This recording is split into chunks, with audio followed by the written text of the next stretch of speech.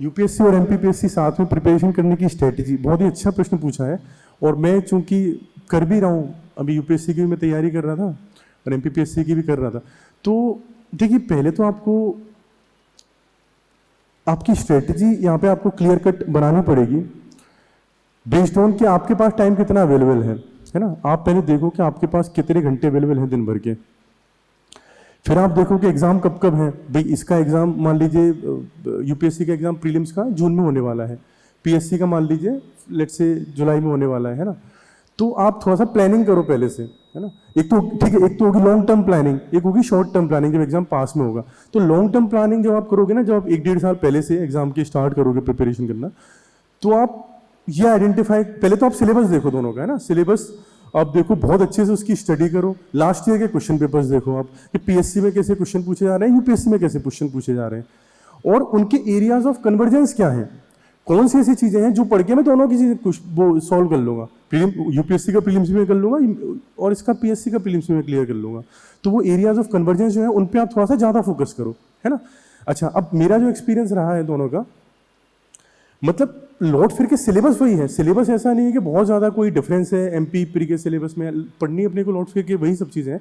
थोड़े से सोर्सेज अलग हो सकते हैं कि हाँ ठीक है, जैसे आप वहाँ पे बहुत स्टैंडर्ड, जैसे आप मान लीजिए हिस्ट्री का आप मान लीजिए कि आपको हो सकता है वहाँ पे वो पढ़ना पड़े, एनसीईआरटीज़ वगैरह बहुत अच्छे से आपको पढ़नी पड़े, है हो सकता है। या फिर और जैसे मैंने तमिलनाडु बोर्ड की वो एनसीईआरटी जो थी वो रेफर की थी, तमिलनाडु बोर्ड की वो किताब है एक हिस्ट्री एंशिएंट और मिडिवल के लिए, वो रेफर की थी बहुत अच्छे से। यहाँ पे हो सकता है लूसेंट से ज़्यादा है, या फिर कोई भी जो सोर्स आपको ठीक लगे। आप सोर्सेज अपने आइडेंटिफाई कर लो, वो मिल जाएंगे आपको गूगल पे बहुत सारे। लेकिन आप पहले ही आइडेंटिफाई करो कि भाई कौन सी चीज़ मुझे दोनों में काम में आ जाएगी, उसको बहुत अच्छे से करो। जो चीज़ें अलग से पढ़नी है वो जब एग्जाम पास में हो ना आपका, जैसे एमपी का एग्जाम आने वाला है, तो बहुत सारी ऐसी चीज़ें होंगी जो यूपीएससी में नहीं आती लेकिन एमपी में आती हैं। फॉर एग्जाम्पल जैसे स्पोर्ट्स का करंट अफेयर्स, है ना।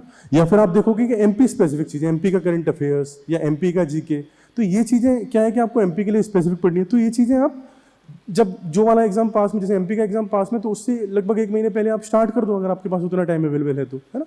तो ये यूपीएससी का एग्जाम है आने वाला है पास में, तो आप वो देखो कि भाई ये यहाँ पे कौन सी चीज़ें हैं कि भाई ये सिर्फ यूपीएससी में ही काम में आएंगी, एमपी में काम में नहीं आएंगी, ठीक है। तो वो चीज़ें आप पढ़ना शुरू कर दो।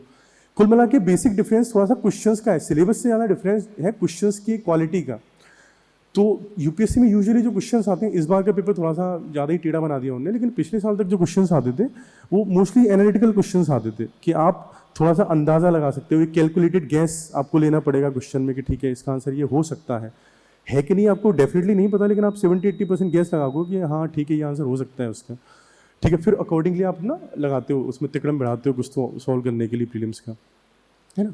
तो इस तरह का आप, तो यूपीएससी की अगर आपको साथ में तैयारी करनी है तो आप प्रीवियस ईयर पेपर्स लगाओ सबसे पहले, जो बेसिक आपने कवर कर लिया, पेपर जितना हो सके उतना लगाओ, यूपीएससी की भी लगाओ, पीएससी की भी लगाओ, आपको क्लैरिटी मिल जाएगी बहुत सारी कि ठीक है इसको मुझे कैसे डील करना है, इसको मुझे कैसे डील करना है। वहाँ पे आपकी एनालिसिस की कैपेबिलिटी थोड़ी सी अच्छी होनी चाहिए। ये तो रही प्रीलिम्स की बात। मेंस में मुझे लगता है कि आंसर राइटिंग अगर आप एक बार सीख गए, आपको समझ में आ गया कि ये टाइम अवेलेबल है, इतना स्पेस अवेलेबल है, ठीक है, इतने टाइम अवेलेबल है, इस टाइम को मुझे कैसे क्वेश्चन का आंसर देते हुए, जगह को यूटिलाइज करते हुए अपना बेस्ट दे देना है इतने टाइम में, तो आपका मेंस का हो जाएगा। मेंस में मुझे लगता है कि बहुत ज़्यादा डिफरेंस नहीं है राइटिंग स्किल के तौर पे, थोड़ा सा एनालिसिस ठीक है, मेंस में भी वहाँ पे भी थोड़ा ऐसा है कि थोड़ा सा और आपको एनालिसिस उसका करना पड़ेगा, उसको स्ट्रक्चर में तोड़ना पड़ेगा, लेकिन मोटा मोटा मेंस का आंसर राइटिंग का तरीका वही है जो मुझे समझ में आया है।